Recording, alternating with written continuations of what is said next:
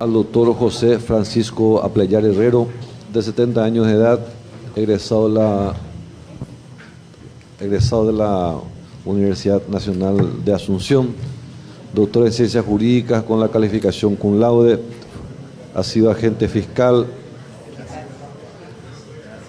juez de primera instancia, miembro del Tribunal de Apelación, senador de la Nación, presidente de la Asociación de Magistrados, convencional constituyente, ha ejercido la docencia universitaria y participado como disertante y expositor ante diversas instituciones.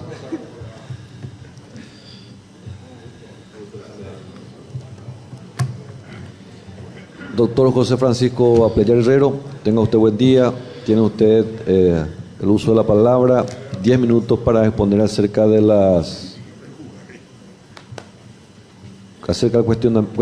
cuestionario que el Consejo de la Magistratura le ha arrimado. Concluida su exposición, le serán formuladas las preguntas que los miembros del tribunal, los miembros del Consejo de la Magistratura consideren pertinentes. Tiene la palabra, doctor Apleyar. Bueno, antes que nada, mis respetuosos saludos. Muy buenos días, señor presidente, distinguidos miembros del Consejo de la Magistratura, apreciados integrantes del Tribunal de Honor, señoras, señores. Quiero intentar hacer una exposición lo más sintética posible en función al tiempo que se nos ha otorgado, del cual somos esclavos, y asimismo, tratando de lograr este cometido, iré mencionando los ítems que se han dispuesto de manera a expresar en cada uno de ellos mi parecer y mis sentimientos. El primer ítem habla del rol del Poder Judicial en un Estado social de derecho. Los miembros del Poder Judicial tienen la misión de ser garantes del Estado social de derecho. El Poder Judicial es el encargado de velar por las garantías constitucionales consagradas en el texto, asegurando a la justicia, el acceso a la justicia, la igualdad ante la ley y por sobre todas las cosas que las condiciones económicas no constituyan un obstáculo ni mucho menos un privilegio para el acceso a la justicia. El segundo ítem habla de mi percepción acerca de la administración de justicia. En este sentido, quiero resaltar que la administración de justicia, ante los ojos de la sociedad, atraviesa por una severa crisis de credibilidad. Y esto, más que nada, es fruto de las innumerables denuncias formuladas a través de la prensa, como connotados casos de intromisión de la política y factores de poder dentro de ella. Además, como profesional del foro, es menester, y esa es mi lucha y seguirá siendo, luchar contra la morosidad judicial. En el tercer ítem, la independencia del Poder Judicial y su autarquía presupuestaria. La mera enunciación de la independencia del Poder Judicial no hace realidad esta garantía fundamental en nuestra sociedad. La independencia se consagra con la determinación de quienes son integrantes del Poder Judicial en todos los estamentos, de sentirse particularmente y obrar con absoluta prescindencia de todo aquello que no constituya lo que juró cumplir y hacer cumplir al asumir el cargo. La autarquía, premisa esta consagrada en la Constitución como una conquista grande, extraordinaria para la labor del Poder Judicial y para su independencia. Sin embargo, está mimetizada, se encuentra mimetizada con la intención de coaccionar a la Administración de Justicia a fin de subordinarla a los intereses políticos o personales de quienes tienen la obligación de hacer realidad este postulado constitucional, manipulando los fondos, la remesa de los fondos y la aprobación del proyecto de presupuesto que es remitido anualmente para su tratamiento ante el Congreso.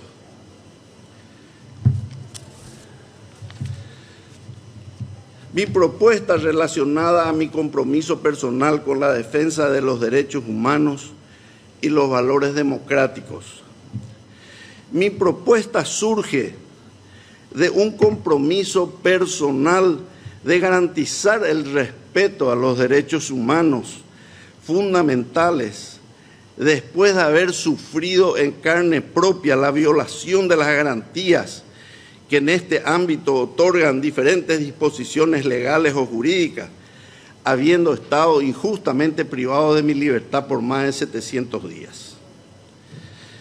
Respetar y hacer respetar con abstracción de cualquier factor de presión valores democráticos consagrados en nuestro ordenamiento jurídico, plasmados en nuestros símbolos patrios, con ética y moral como principios rectores de la conducta en el ejercicio de la función de ministro de la Corte Suprema de Justicia.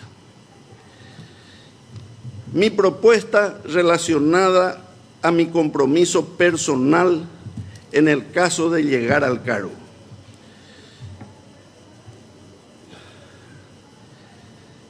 Mi propuesta en cuanto a mi compromiso personal en el caso de llegar al cargo está sintetizada en mi larga trayectoria dentro del Poder Judicial, desde el más humilde cargo de dactilógrafo y ordenanza, sin que jamás haya sido enjuiciado o acusado por transgredir las normas que hacen al ejercicio de la función. Quiero resaltar que poder transmitir estos valores y principios de ética y moral a todos los funcionarios y magistrados del Poder Judicial, predicando con la palabra, pero por sobre todo con el ejemplo, pueden hacer que renazca la esperanza en muchos conciudadanos cuyo descreimiento en la justicia es real hoy. Trabajar prescindiendo de cualquier otra actividad, incluso la docencia, con dedicación diaria desde las 7 de la mañana hasta las 19 horas, de manera a procurar lograr cumplir con el principio de celeridad procesal en la tramitación de las cuestiones sometidas a mi consideración. Es uno de los reclamos que más se escucha ante nuestra ciudadanía y que se sintetiza en lo que llaman la morosidad judicial. Muchas gracias. Muchas gracias, doctor José Francisco Apleyar. Los señores miembros del Tribunal de Honor que quieran formular consulta al postulante. Ninguna pregunta. Los señores miembros del Consejo de la Magistratura que quieran formular preguntas al postulante.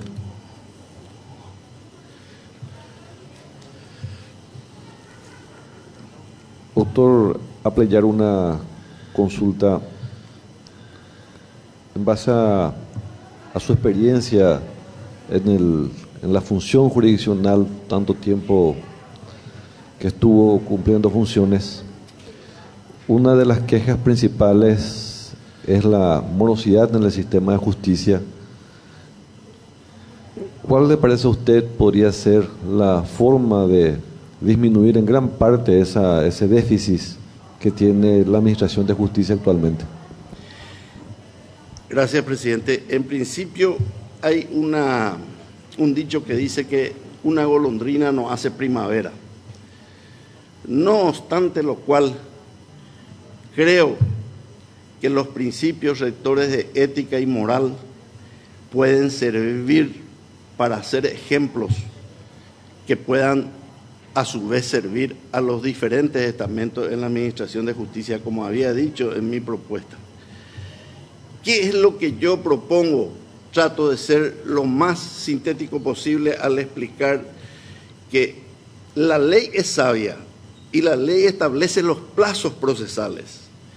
¿Qué es lo que necesariamente debe hacer una Corte Suprema de Justicia? Velar por el cumplimiento de estos plazos. Y si tenemos una Corte Suprema de Justicia que en el ejercicio de la superintendencia pudiera hacer realidad el cumplimiento de los plazos, estaríamos muy próximos a lograr ese éxito de la celeridad procesal, presidente. Gracias, doctor. Una ampliatoria en relación a la pregunta y a la respuesta también. ¿Usted considera esto, doctor, que se debe únicamente a recursos humanos o también a recursos en materia de infraestructura para que esto pueda ser posible? Indudablemente que para que un ser humano en el ejercicio, en el cumplimiento de su misión pudiera hacerlo con mucho más libertad, mucho más independencia y por sobre todas las cosas con agilidad, requiere de las condiciones de infraestructura necesarias. Voy a dar un ejemplo práctico. Nosotros teníamos, muchos acá seguramente conocerán lo que fue el Tribunal I, le decían, que quedaba en Benjamín Constant, donde estaba la famosa jurisdicción penal. Allí se desempeñaban fiscales, jueces y miembros del Tribunal de Apelación asignados en espacios reducidos y en algunos casos sin siquiera contar con un aparato de aire acondicionado. Entonces, eso nos indica que indudablemente las condiciones a lo que acaba de llamarle el señor presidente con su pregunta, infraestructura, es un requisito, no digo más importante, pero sí digo muy importante para que la capacidad del ser humano pueda desenvolverse en condiciones. Gracias, doctora Pleyar. Tiene la palabra el diputado nacional Roberto González. Muchas gracias, presidente. Muy buenos días para todos. Doctor José Francisco Pleyar, ¿cuál es su visión, su criterio, su mirada en relación a la inamovilidad de los magistrados? Como institución, particularmente creo que es algo fundamental para luchar por la independencia real de la Administración de Justicia. Sin embargo, hemos visto que se han planteado acciones de inconstitucionalidad por mismo ministro de Corte, que si bien no entendieron en causa propia, compañeros de la misma Corte tuvieron que entender en causa de ellos para después inmediatamente otro plantear y otro compañero entender en la otra causa. No sé si me entiende la pregunta. Sí, perfectamente, doctor. Entonces, ¿cuál es su mirada, cuál es su criterio respecto a la institución de la inamovilidad? Seguramente que, como solemos decir nosotros en nuestro país, ya que nos conocemos todos, me voy a ganar algún, no digo enemigo, pero alguien que no le gustará mi respuesta. Yo estoy absolutamente en contra de que alguien, llámese Corte Suprema de Justicia, tribunales o juzgados, puedan modificar la Constitución Nacional que establece taxativamente en qué consiste la inamovilidad de los magistrados y cómo debe lograrse la misma. Apelar a circunstancias como la de la acción de inconstitucionalidad, cuando es bien sabido que si yo estoy formando parte del cuerpo, qué difícil que mis colegas, compañeros o quienes integren puedan salir en contra de una acción como esta. Esa es mi opinión y no estoy de acuerdo con eso, doctor. Gracias, doctor. Gracias, diputado. Tiene la palabra el doctor Cristian Daniel Krychowicz.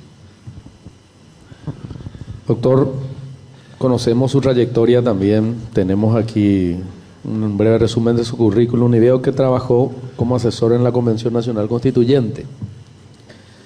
En cuanto a eso, me gustaría saber, como miembro de la Corte, ¿qué propuesta de reforma constitucional usted plantearía referido al Poder Judicial? Eso un punto. Y la otra pregunta es referida a la declaración de certeza constitucional. Usted como jurista, ¿qué opinión tiene al respecto?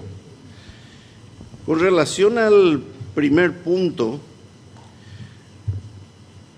no sé si tendré la suerte de llegar a la Corte para poder desde ese lugar eventualmente emitir algún pronunciamiento o recomendación o consejo.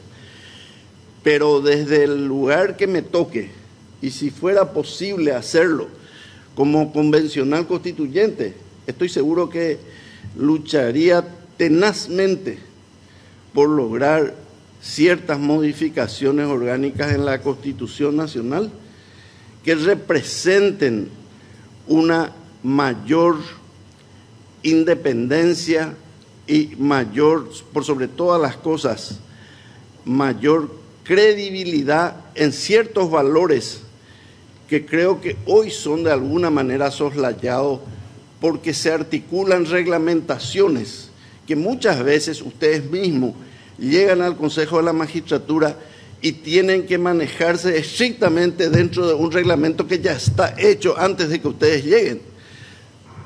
Yo particularmente creo que debería considerarse mucho más algo que es vital para mí en la estructura del Poder Judicial.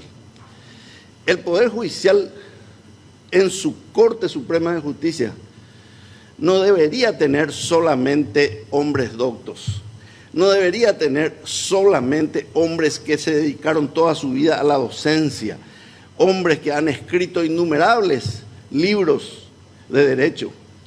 Yo creo que en la Corte Suprema de Justicia deberían estar aquellos a quienes sin absolutamente desmerecer su condición, en los pasillos del Palacio de Justicia se les conoce como Angullar Tribunal. Esa gente que ha transitado y recorrido todos los pasillos del Poder Judicial, todos los estamentos del Poder Judicial, y que tiene el reconocimiento de los magistrados, funcionarios y empleados que conocen esa trayectoria, indudablemente tiene un requisito que es muy importante que se llama la ascendencia. Cuando un ministro de la Corte ha predicado en su largo trajinar por el Poder Judicial con el ejemplo, es muy difícil que hayan magistrados que nos puedan, bajo ningún sentido, valorar y pretender ser igual a esa figura que hoy ocupa la Corte Suprema de Justicia. En cuanto a la segunda pregunta, perdón, con relación a la declaración de certeza constitucional. La declaración de certeza constitucional es una figura consagrada en nuestra Carta Magna, pero que lastimosamente, como muchas de ellas, son utilizadas por vía de interpretación. No está dada para que se utilice en cuestiones que transgreden otras normas específicas que sí están consagradas en la Constitución Nacional. Por ello, quiero decir, cualquier norma de la que se haga uso y abuso a través de interpretaciones, para mí eso es contrario a lo que la Constitución Nacional pretendió desde el día que los constituyentes consagraron esa Constitución.